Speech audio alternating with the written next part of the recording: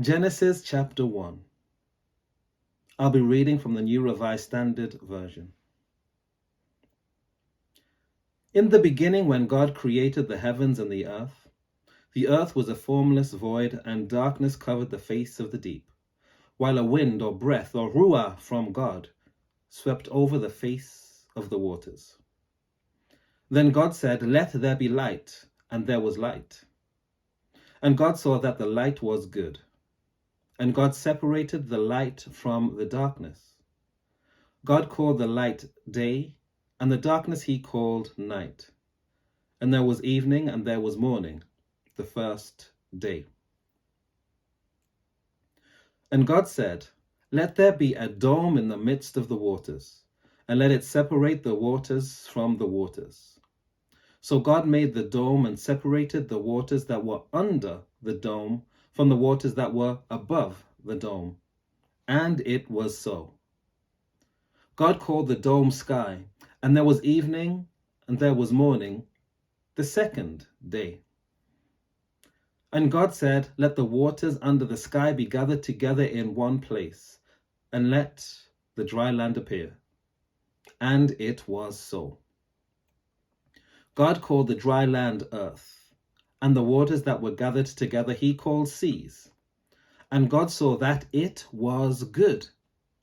Then God said, "Let the earth put forth vegetation, plants yielding seed, and fruit trees of every kind on the earth that bear fruit, with the seed in it." And it was so. The earth brought forth vegetation, plants yielding seed of every kind, and trees of every kind bearing fruit, with the seed in it.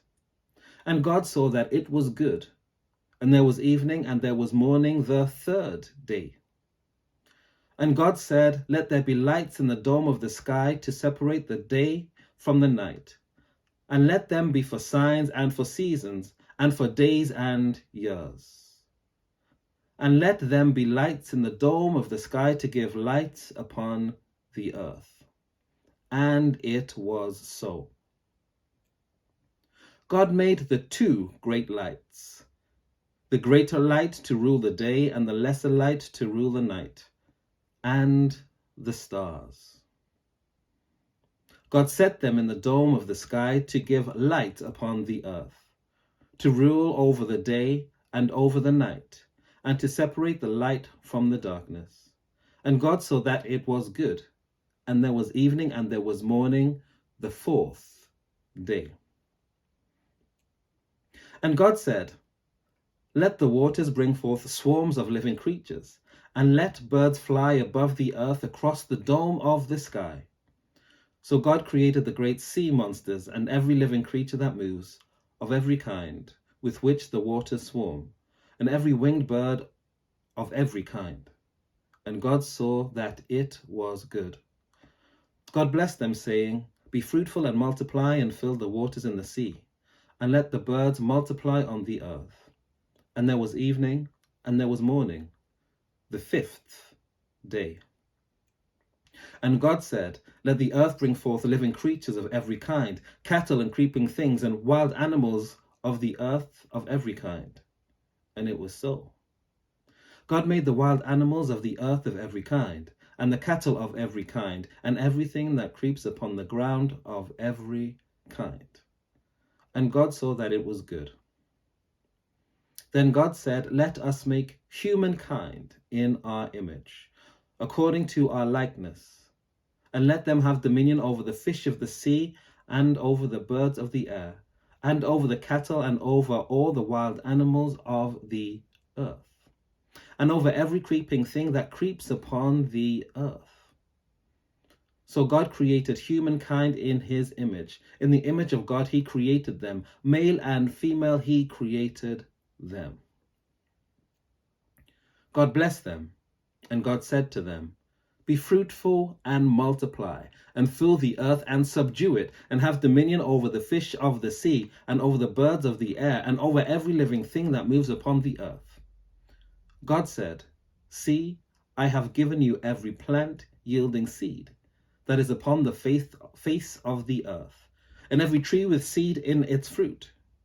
You shall have them for food.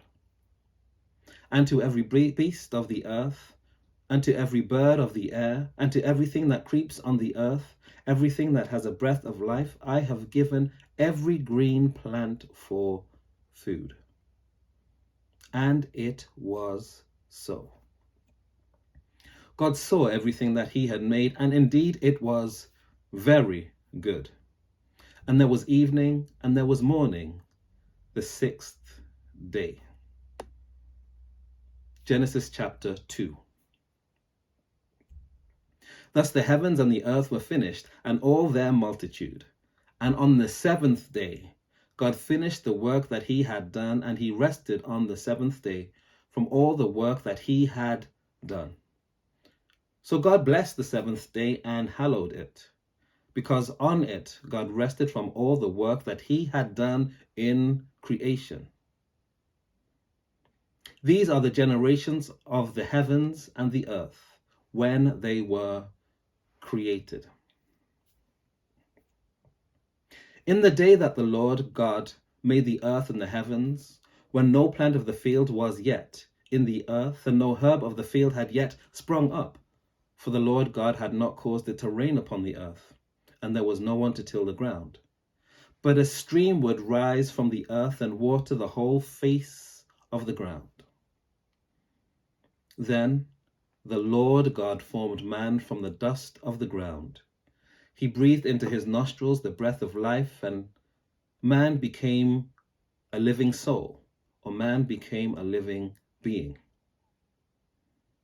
And the Lord God planted a garden in Eden, in the east, and there he put the man whom he had formed. Out of the ground the Lord God made to grow every tree that is pleasant to the sight and good for food. The tree of life also stood in the midst of the garden, and the tree of knowledge of good and evil. A river flows out of Eden to water the garden, and from there it divides and becomes 4 branches. The name of the first is Pishon. It is the one that flows around the whole land of Havilah, where there is gold. And the gold of that land is good. Bdellium and onyx stones are there. The name of the second river is Gihon.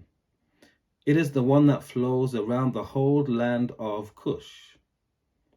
The name of the third river is Tigris, which flows east of Assyria. And the fourth river is the Euphrates. The Lord God took the man and put him in the Garden of Eden to till it and keep it. And the Lord God commanded the man, "You may freely eat of every tree of the garden, but of the tree of knowledge of good and evil you shall not eat it, for in the day that you eat of it, you shall die." Then the Lord God said, "It is not good that man should be alone. I will make him a helper as his partner." So out of the ground the Lord formed every animal of the field and every bird of the air, and brought them to the man to see what he would call them. And whatever the man called every living creature, that was its name.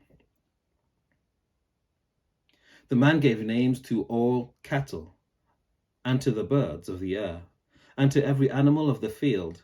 But for the man there was not found a helper as his partner. So the Lord God caused a deep sleep to fall upon the man, and he slept. Then he took one of his ribs and closed up its place with flesh. And the rib that the Lord God had taken from the man he made into a woman, and brought her to the man. Then the man said, "This at last is bone of my bones, and flesh of my flesh. This one shall be called woman, for out of man she was taken." Therefore a man leaves his father and his mother, and clings to his wife, and they shall become one flesh. And the man and his wife were both naked, and were not ashamed. Genesis chapter 3. Now the serpent was more crafty than any other wild animal that the Lord God had made. He said to the woman, "Did God say you shall not eat from any tree in the garden?" The woman said to the serpent, "We may eat of the fruit of the trees in the garden, but God said, you shall not eat of the fruit of the tree that is in the middle of the garden, nor touch it, or you shall die." But the serpent said to the woman, "You will not die, for God knows that when you eat of it, your eyes will be opened, and you will be like God, knowing good and evil." So when the woman saw that the tree was good for food, and that it was a delight to the eyes, and that the tree was to be desired to make one wise, she took of its fruit and ate, and she gave some to her husband who was with her, and he ate. Then the eyes of both of them were opened, and they knew that they were naked. And they sewed fig leaves together and made loincloths for themselves. They heard the sound of the Lord God walking in the garden at the time of the evening breeze. And the man and his wife hid themselves from the presence of the Lord God among the trees of the garden. But the Lord God called to man and said to him, "Where are you?"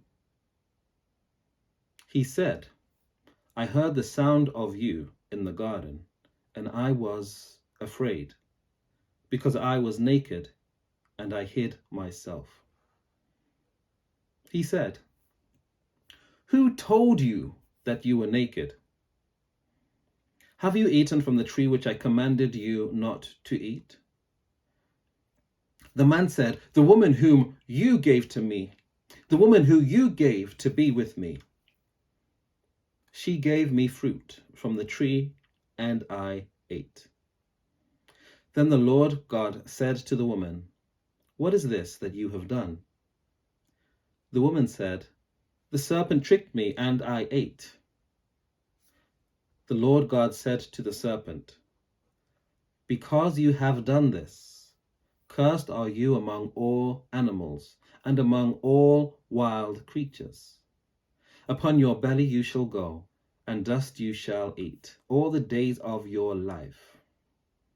I will put enmity between you and the woman, and between your offspring and hers. He will strike your head, and you will strike his heel." To the woman he said, "I will greatly increase your pangs in childbearing. In pain you shall bring forth children. Yet your desire shall be for your husband, and he shall rule over you."